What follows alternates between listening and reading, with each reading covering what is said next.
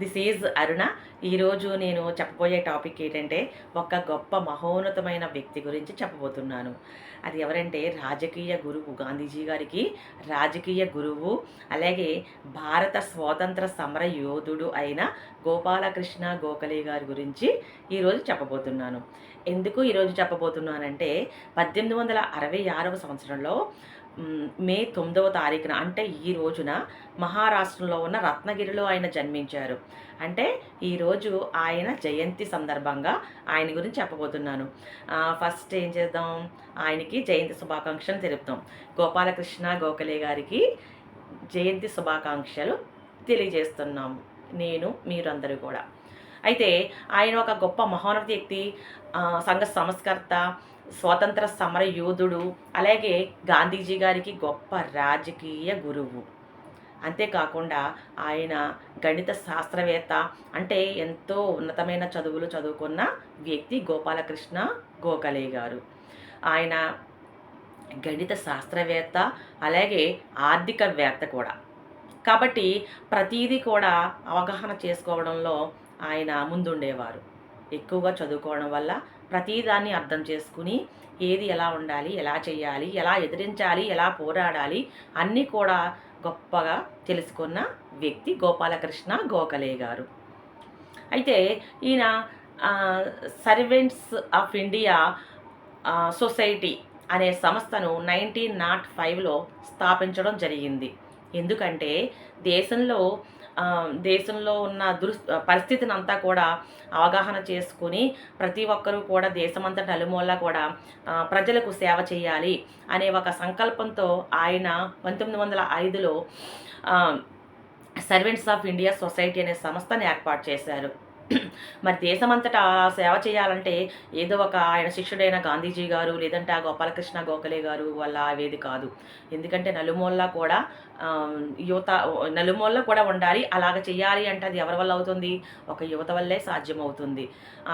అదంతా కూడా ఆ ప్రాబ్లమ్ సాల్వ్ చేయాలంటే యువతను ముందుకు నడిపించాలి వీళ్ళు వెనకాలండి. కాబట్టి దేశమంతటా కూడా చెయ్యాలి, సేవ చేయాలి, సంఘ సేవ చేయాలి అని చెప్పేసి యువతని అందరినీ కూడా మేల్కొలిపి యువతను తయారు చేసి, అంటే వాళ్ళకందరికీ కూడా కోచింగ్ ఇచ్చి, అంటే సమాజ దుస్థితి గురించి వాళ్ళకి అవగాహన చేసి పేద ప్రజల పట్ల ఎలా ఉండాలి, వాళ్ళ బాధ్యతను ఎలాగ స్వీకరించాలి, వాళ్ళకున్న బాధల్ని ఎలా తొలగించాలి, వాళ్ళకి ఎలాగా తోడ్పడాలి, తోడుగా ఉండాలి, వాళ్ళ నిరుపేదలకు భరోసా ఎలా ఇవ్వాలి, వాళ్ళకి ఎన్నో సంస్కరణలు తీసుకొచ్చాం, ఆ సంస్కరణల గురించి అందరికీ కూడా అవగాహన చేయాలి, అన్నీ కూడా వాళ్ళకి కోచింగ్ ఇచ్చి వాళ్ళని తయారు చేసి, యువతనందరినీ తయారు చేసి అక్కడ ఒక సంస్థని ఏర్పాటు చేయడంతో ఆ సంస్థ నుండి వీళ్ళందరూ కూడా నాలుమూలలా కూడా వెళ్ళి ఆ ప్రజలకి సేవకు చేయడానికి వెళ్ళేవారు.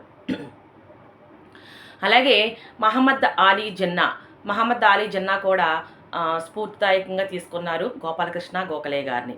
అంటే ఆయన కూడా ఒక గురువుగా ఆయన బాటలో నడవాలి అని చెప్పేసి ఆయన కూడా ఒక స్ఫూర్తిగా, అంటే ఇన్స్పిరేషన్ అయ్యారన్నమాట. ఆయన కూడా ఈయన దగ్గర నుంచి ఇన్స్పిరేషన్ తీసుకున్నారు. ఎవరు?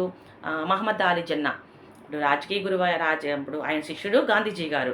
అలాగే మహమ్మద్ అలీ జిన్నా కూడా గోపాలకృష్ణ గోఖలే గారు ఎలా నడుస్తున్నారో అటువంటి నడక మనం నడవాలి, అటువంటి రాజ్యాంగబద్ధమైన మార్గంలో నడవాలి, అటువంటి అహింసా మార్గంలో నడవాలి అని చెప్పేసి ఆయన స్ఫూర్తిదాయకంగా తీసుకున్న వ్యక్తి మహమ్మద్ అలీ జిన్నా గారు కూడా ఇందులో ఉన్న వ్యక్తి.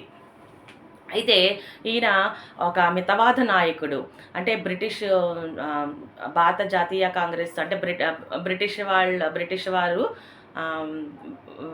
వారిలో ఉన్న మితవాద నాయకులకి అందరికీ కూడా బ్రిటిష్ వారి మితవాద నాయకులకి ఈయన అధ్యక్షత వహించిన వ్యక్తి గోపాలకృష్ణ గోఖలే గారు.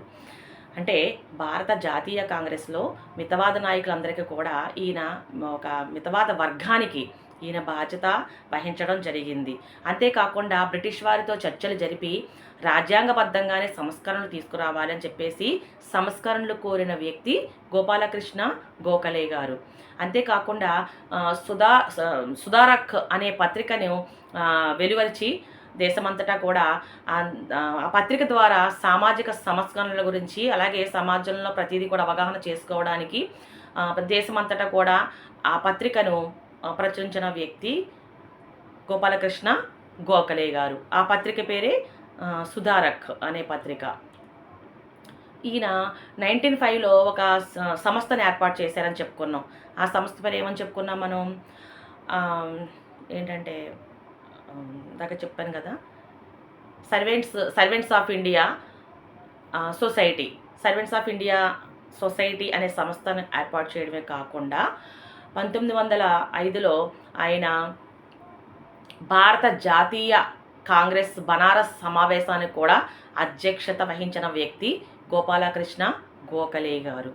అంతేకాకుండా ఆయన ఇంపీరియల్ కౌన్సిల్ సభ్యునిగా ఎన్నో ప్రతిపాదనలు తీసుకొచ్చారు.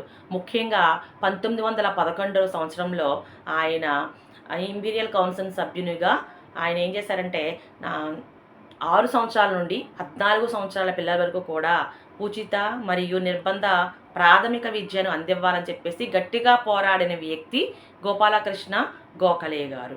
అంతేకాకుండా ఆయన శాంతియుతంగా ఉండేవారు. నిడాంబరమైన జీవితాన్ని, అంటే సాదామైన జీవితాన్ని ఆయన గడిపిన వ్యక్తి. ఎక్కువగా ఆర్భాటాలకు ఎప్పుడూ వెళ్ళలేదు. అహింసా మార్గంలోనే నడవాలి.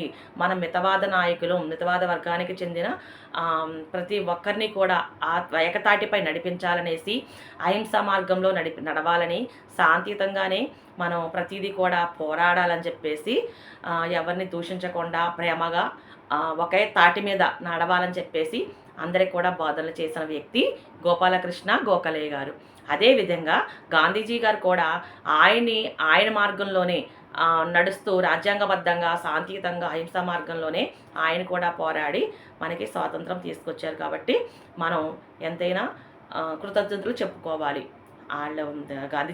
గాంధీజీ గారు గురువైన గోపాలకృష్ణ గోఖలే గారికి. ఎందుకంటే ఆయన దగ్గర నుంచే కదా అవన్నీ కూడా ఈయన అనువాదిస్తూ వచ్చారు గాంధీజీ గారు.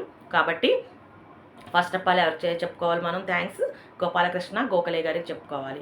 ఎందుకంటే ఆ రకంగా పోరాడాలి, ఆ రకంగా ఒకే తాటిపై నడవాలి, అహింసా మార్గంలోనే ఉండాలి, శాంతియుతంగానే మనం చర్చలు జరపాలి అని చెప్పేసి గట్టిగా ఒక ధర్మాన్ని నమ్ముకొని ఆ రకంగానే వీళ్ళు రాజ్యాంగబద్ధంగా రాజ్యాంగ మార్గంలోనే నడిపించారు అందరినీ కూడా ఏకతాటిపై.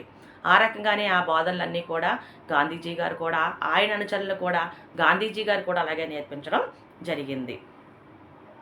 ఇంకా చెప్పాలంటే పేదల వారికి గుండెల్లో, పేదల గుండెల్లో నెలకొని ఉన్నారు గోపాలకృష్ణ గోఖలే గారు. ఎందుకంటే పేదలకి బ్రిటిష్ వారు ఏం చేసేవారంటే చాలా భారీగా పన్నులు విధించేవారు. తెలుసు కదా బ్రిటిష్ కాలంలో ఎటువంటి చిత్రహింసలు చేసేవారో భారతీయుల్ని.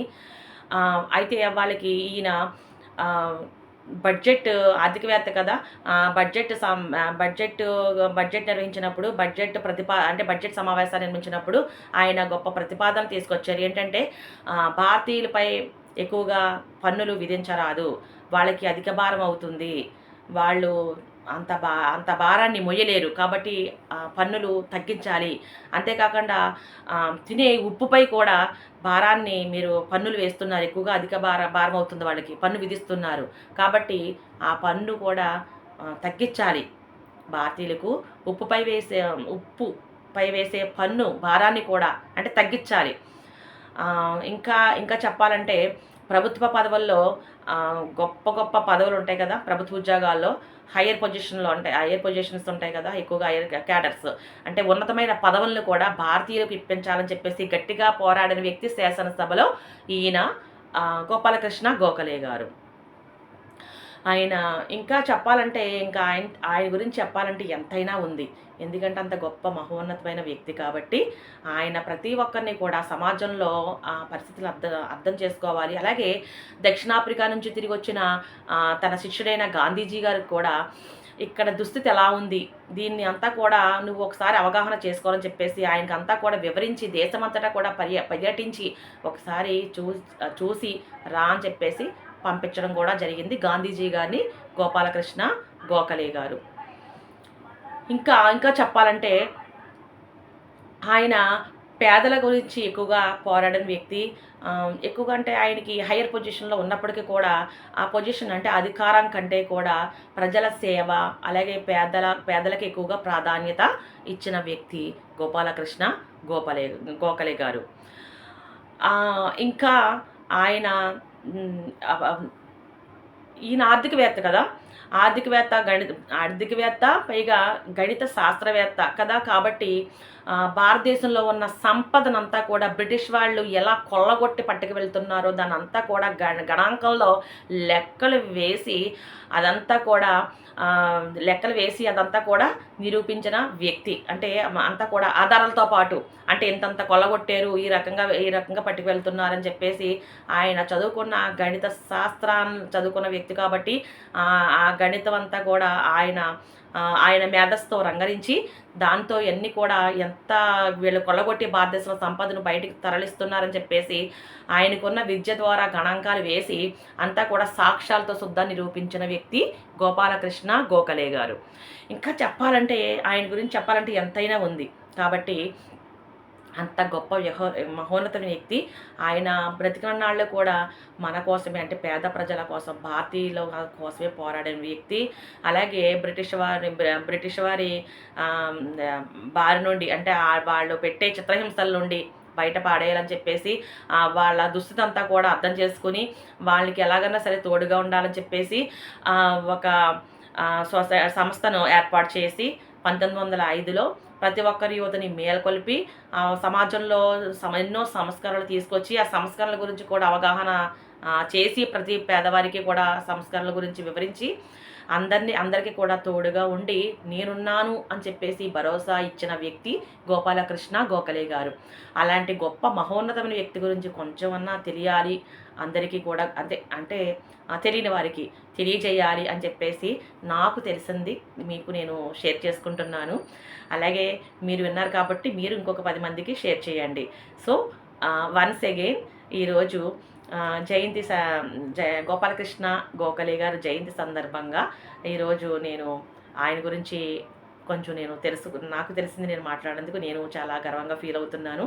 మరొకసారి గోపాలకృష్ణ గోఖలే గారు జయంతి శుభాకాంక్షలు తెలుపుతున్నాను. మీ తరపున కూడా, మీ అందరి తరపున కూడా నేనే ఆయనకి నేను శుభాకాంక్షలు తెలియజేస్తున్నాను. Thank you.